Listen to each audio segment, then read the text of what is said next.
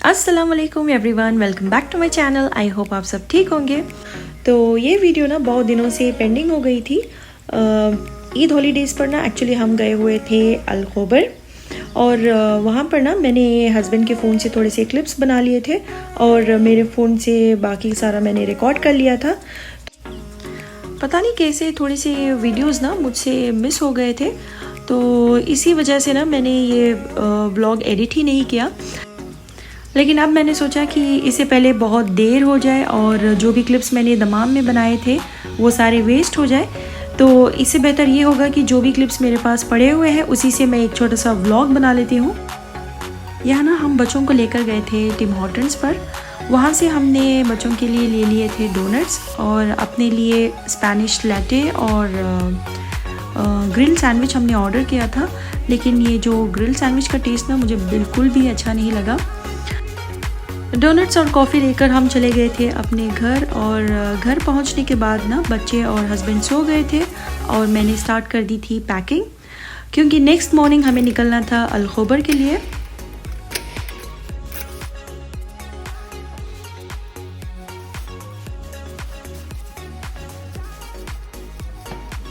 Next दिन की सुबह हो चुकी है और अब हम चलने लगे हैं दमाम।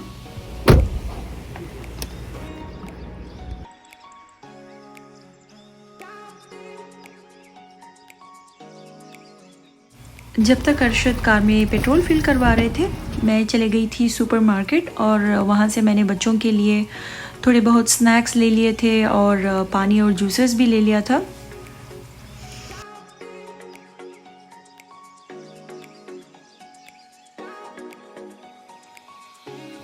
तो यहाँ से हमने अपना सफ़र स्टार्ट कर दिया था और दमाम रियाद से 430 किलोमीटर डिस्टेंस पर है और लगभग 4 से 5 घंटे में हम आराम से दमाम पहुँच जाएंगे।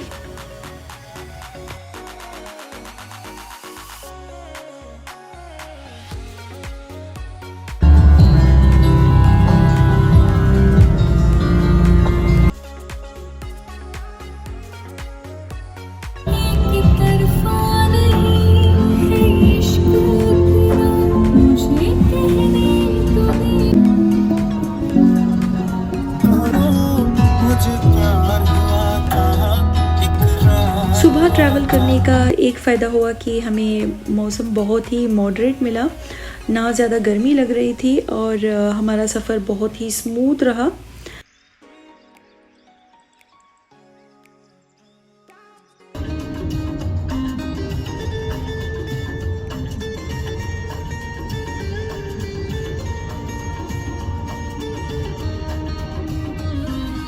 अरशद सुन रहे थे 80s और 90s के गाने। बच्चों ने तो हेडफोन्स पहन लिया था लेकिन मेरे पास कोई ऑप्शन नहीं था, तो इसी तरह म्यूज़िक सुनते सुनते और बर्दाश्त करते करते हम पहुंच गए थे दमाम।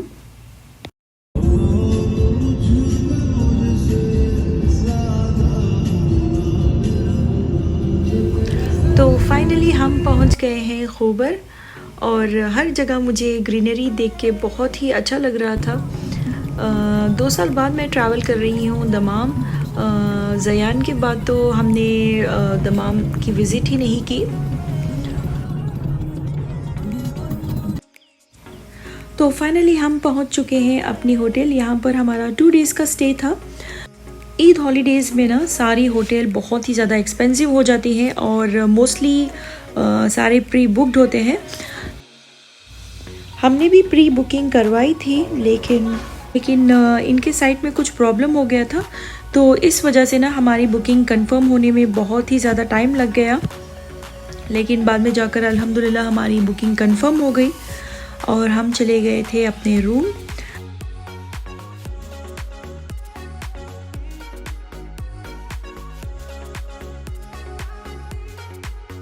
तो चलिए मैं आपको एक छोटा सा रूम टूर करवा देती हूँ।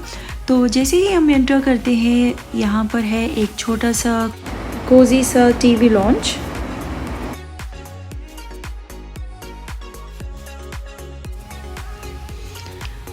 तो यहाँ पर थी फ्रिज जो कि बिल्कुल खाली थी और यहाँ पर है इलेक्ट्रिक केटल और चाय और कॉफ़ी बनाने का सामान। जो कि इस बार मैंने बिल्कुल यूज़ ही नहीं किया। नेक्स्ट यहाँ पर है वॉशरूम। वॉशरूम भी बहुत ही स्पेशियस था।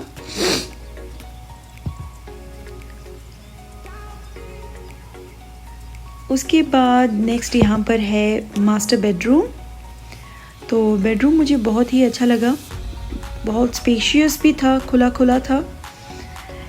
यहाँ पर था वार्डरोब।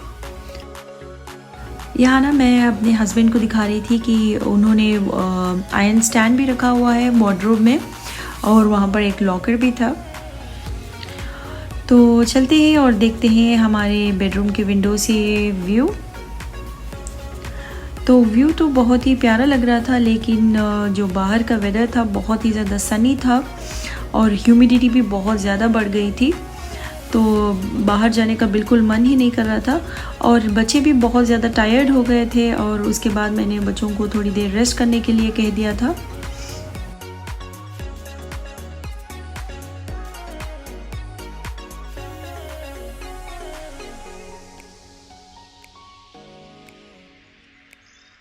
यहाँ पर मैंने सारे जूसेस, पानी और बच्चों का दूध वगैरह मैंने फ्रिज में रख दिया था, और उसके बाद मैं भी चली गई थी सोने के लिए।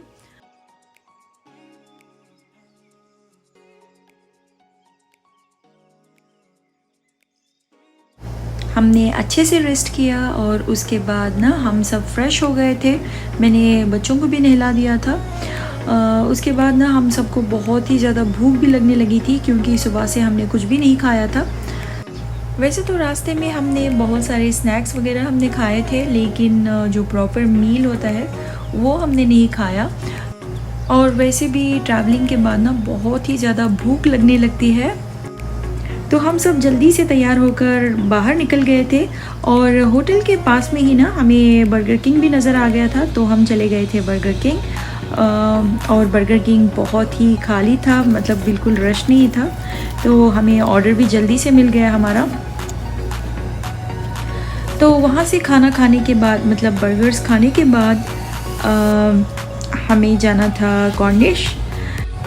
एक्चुअली बच्चों का बहुत ही मन था बीच जाने का, लेकिन वो पॉसिबल नहीं था क्योंकि बहुत रात हो चुकी थी, और मुझे मिलना था अपने मामा से। वो होबर में अकेले रहते हैं, तो हमें उनके अकोमोडेशन जाना पड़ा। तो वहाँ से हमने उन्हें पिक किया और हम चले गए थे कॉर्निश।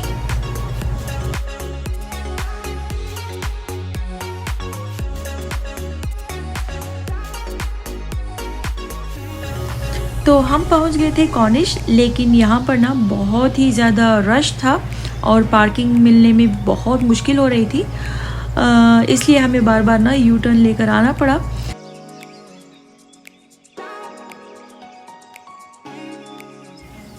तो फाइनली हमें कार पार्किंग मिल गई थी, और अब हम पहुंच गए हैं कॉर्निश। तो ये रहा यहाँ का व्यू। यहाँ ना बहुत सारे फैमिलीज़ गैदर्ड हुए थे, बहुत ही अच्छा माहौल लग रहा था। और ये रहा यहाँ का सी व्यू।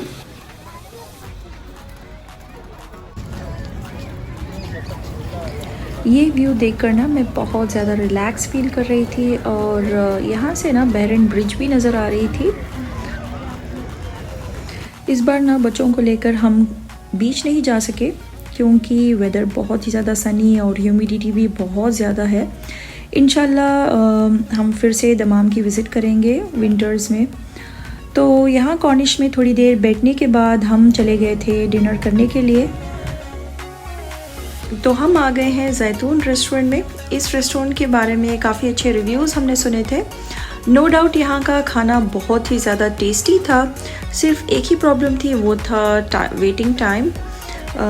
खाना ऑर्डर करने के बाद ना हमें 1 से 2 घंटे वेट करना पड़ा, और जब तक हमारा ऑर्डर आया था तब तक तो बच्चों को इतनी ज़्यादा नींद आ गई थी और हमारी भूख भी ऑलमोस्ट ख़त्म हो गई थी।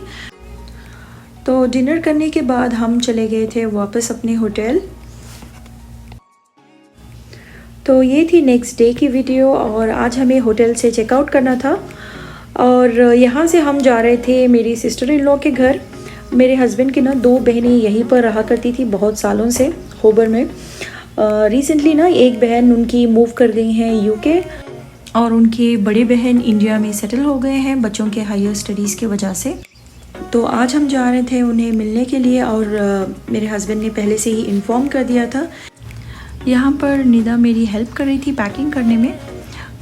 निदा ना बार बार कोशिश कर रही है कि बिना हाथ लगाए स्लीपर को बैग में डालने के लिए, लेकिन उसे बिल्कुल नहीं हो पाया। लास्ट में ना उसने अपने हाथ से ही उठाकर ना स्लीपर को बैग में डाला और उसके बाद इतना वो गुस्सा करने लगी थी, इतना फ्रस्ट्रेटेड हो गई थी।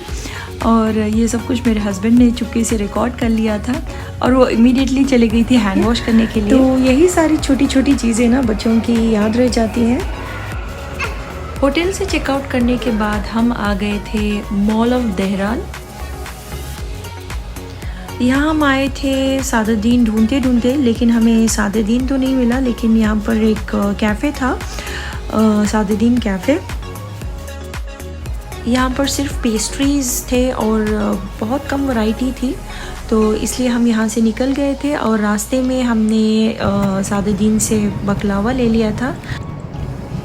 तो ये है ब्यूटीफुल खैबर सिटी और मुझे लगता है यहाँ पर ना बहुत कम ट्रैफिक है व्हेन कंपेयर टू रियाद, और आपको यहाँ पर बहुत ज़्यादा ग्रीनरी नज़र आ रही होगी, बिल्कुल अपनी कंट्री की तरह।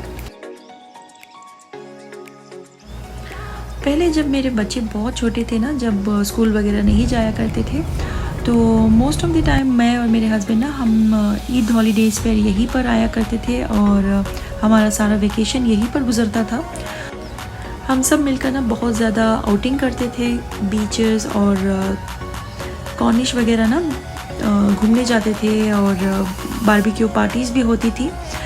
तो बहुत सारी यादें जुड़ी हुई हैं इस जगह से। हमने बहुत अच्छा टाइम गुजारा है यहाँ पर।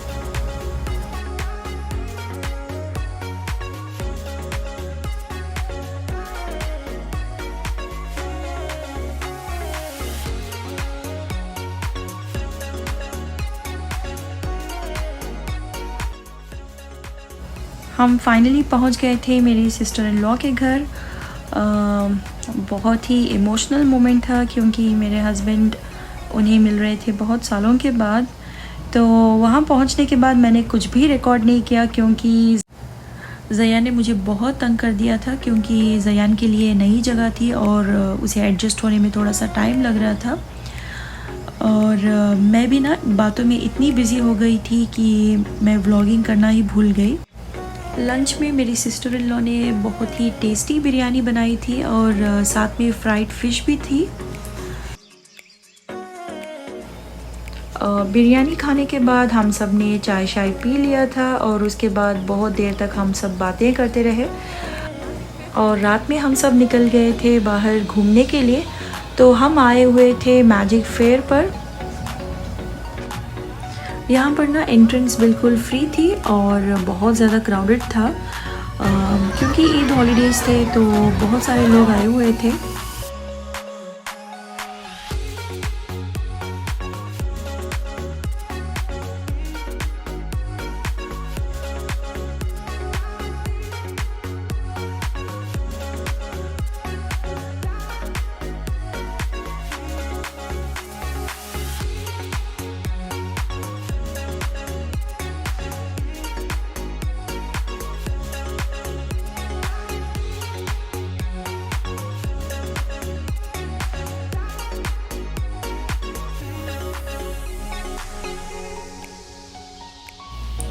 यहाँ पर ना हर तरीके के राइड्स थे, बच्चों के लिए, बड़ों के लिए, और गेमिंग जोन था।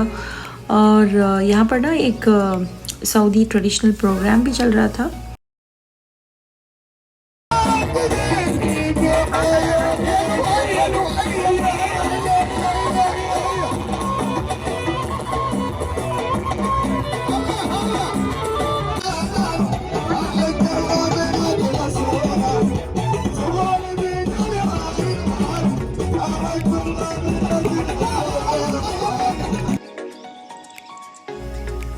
जब भी आप फेयर वगैरह विज़िट करते हैं, अगर आपके साथ 2 से 3 फैमिलीज़ हो या आपकी ग्रुप बड़ी हो तो मज़ा भी दुगना हो जाता है।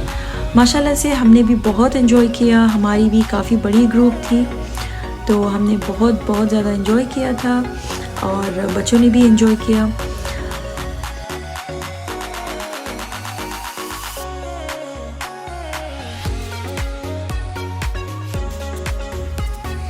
सारा मैजिक फेयर घूमने के बाद हम सब बहुत टायर्ड हो गए थे और बच्चों से चला भी नहीं जा रहा था, तो इसलिए हमने सोचा कि घर चलते हैं वापस और रेस्ट करते हैं। पहले हमारा प्लान बना था कॉर्निश जाने का और वहीं पर डिनर करने का, लेकिन वो हो नहीं सका क्योंकि सब बहुत ज़्यादा टायर्ड हो गए थे। फिर उसके बाद प्लान बना कि बाहर से कुछ ले लेते हैं और घर जाकर आराम से डिनर करते हैं।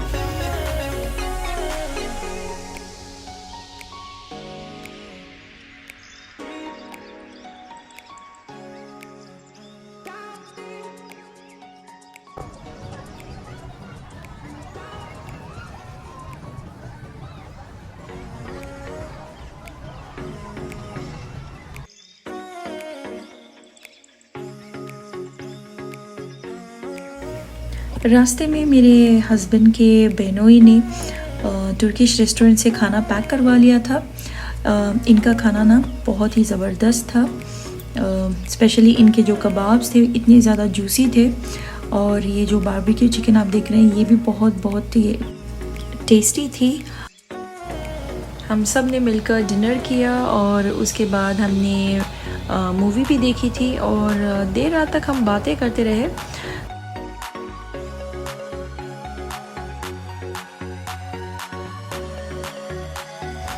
नेक्स्ट डे हो चुका था और आज था हमारा वापसी का दिन, तो हम लंच के बाद निकल गए थे रियाद की तरफ।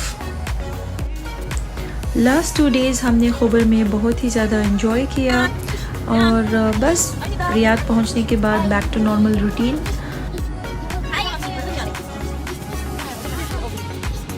तो ये था मेरा छोटा सा ट्रैवल ब्लॉग। अगर आपको मेरी ये वीडियो अच्छी लगी है तो प्लीज़ लाइक करें, शेयर करें और मेरे चैनल को सब्सक्राइब करें।